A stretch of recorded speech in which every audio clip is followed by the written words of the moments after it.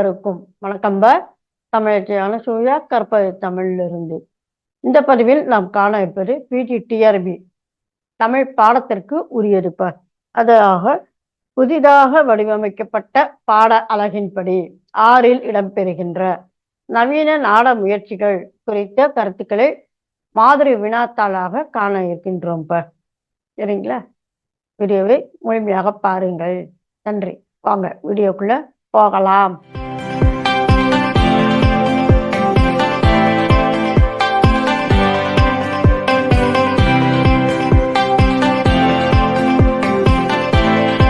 நவீன நாடக முயற்சிகளுக்கு அடிப்படையாக அமைந்த நிகழ்வு என்று அறிஞர்கள் எதனை குறிப்பிடுவர்?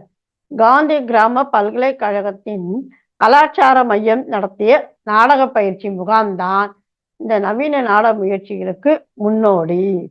அது எப்ப நடைபெற்றது? 1977 ஜூனில் நடைபெற்றது. அதன் பிறகு பார்த்தோம்னா 1980 பாதல் சர்க்கார் அவர்களுடைய நாடக பட்டறைகள் நடத்தியன. அதன் மூலமாகவும் நவீன நாடக முயற்சிகள் அமைய தொடங்கின. சரிங்களா? ஆக இதுதான் முதலாவது.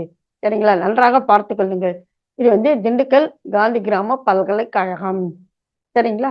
அடுத்த வினா, நவீன நாடகங்களின் புதிய முயற்சியில் முக்கியமானது எது?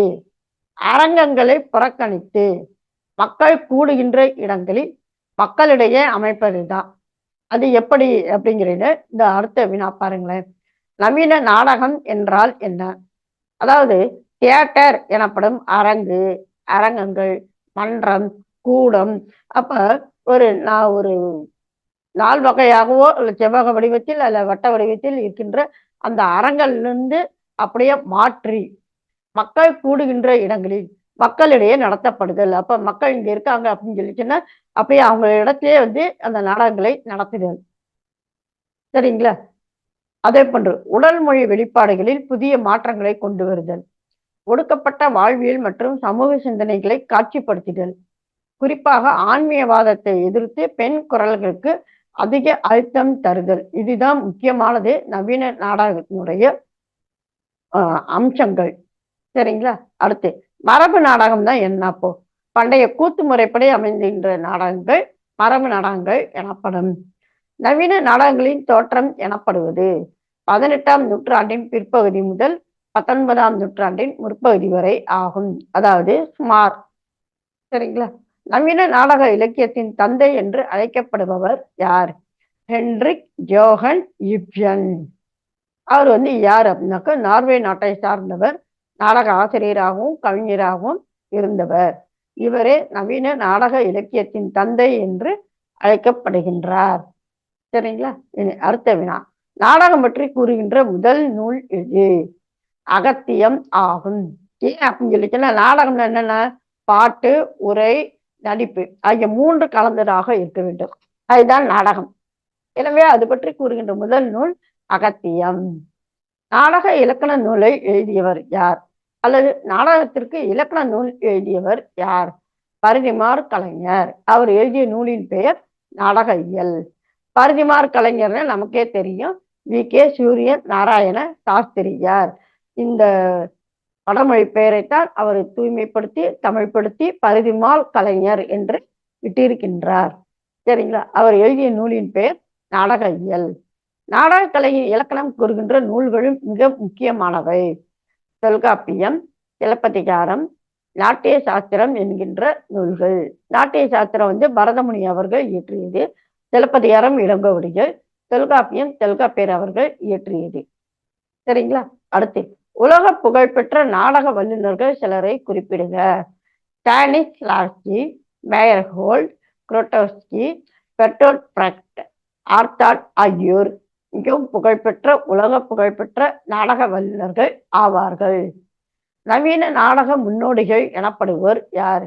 பேராசிரியர் கே. ராமானுஜம், ந. முத்துசாமி, பிரளயன், ஆறுமுகம், பேராசிரியர் ராஜு, மு. ராமசாமி, ஞானி, பிரளயன், மங்கை, பிரசன்னா ராமசாமி, வேலு சரவணன், கே.ஏ. குணசேகரன், முருக பூபதி, ரமேஷ் பிரேம்.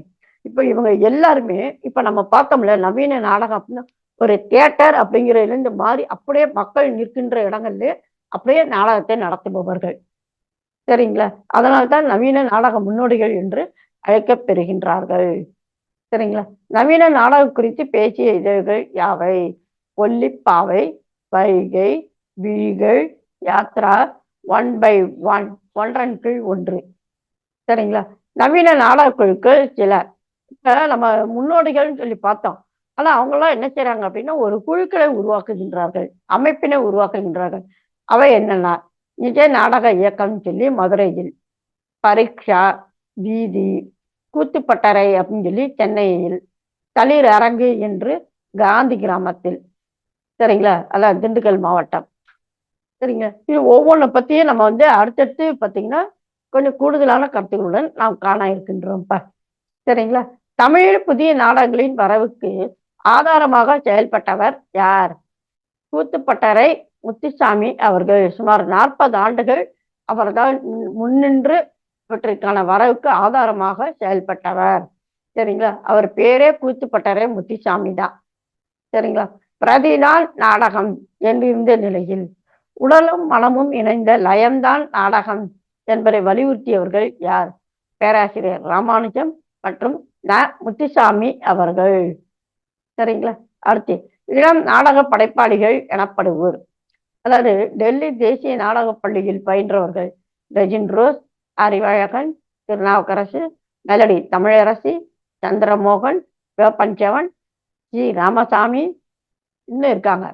புதுச்சேரியில் இருக்கின்ற யாழ் நிகழ்கலை மையத்தை நடத்துகின்றவர்கள் கோபி என்பவர் மற்றும் ஈரோடு நாடக கொட்டகை நண்பர்கள் ஆகியோர்தான் மிக இளம் படைப்பாளிகள் எனப்படுகின்றனர். நவீன நாடகங்களின் முக்கிய படைப்பாளர்களும் அவர்தம் படைப்புகளும். C ராமசாமியோடது நடப்பாவாடை, Muruga பூபதியோடது இடாகினி கதாய அரத்தம், Prasanna ராமசாமியோடது Ashokamitran, Girish கர்நாட்டோடது நாகமண்டலம், Joseph scene அவர்கள் எழுதிய நாடகம் ஹிட்லர் இன் தி ரூப் அப்படிங்கிறது. இதை வந்து ஒரு நாடகமாக ஆக்கியவர் ரெஜின் ரோஸ் அவர்கள். பார்த்தோம் இல்லையா? டெல்லி தேசிய பள்ளியில் பயிற்சி பெற்றவர். அடுத்து கோபி அவர்களுடைய அதிநவீன கழிப்பறை மற்றும் கொடிமரம் என்னும் நாடகம். கருணா பிரசாத் அவர்கள் இயக்கிய நான் புதுமை பித்தன். இந்த நான் புதுமை பித்தன் யார் அப்படின்னாக்க எஸ் ராமகிருஷ்ணனுடைய கதை அது. மங்கை அவர்களுடைய உள் உரம். தஞ்சை விஜயகுமார் மற்றும் சேலம் ஹரிகிருஷ்ணன் ஆகியோரின் கிராமிய கூத்துகள் போன்றவை நவீன நாடகங்கள் ஆகும். சரிங்களா? அடுத்ததாக சமூக விழிப்புணர்வு சார்ந்த வீதி நாடகங்களை நிகழ்த்தி வருகின்ற புதிய படைப்பாளர் யார்? பகூர்தீன் எனப்படுபவர்.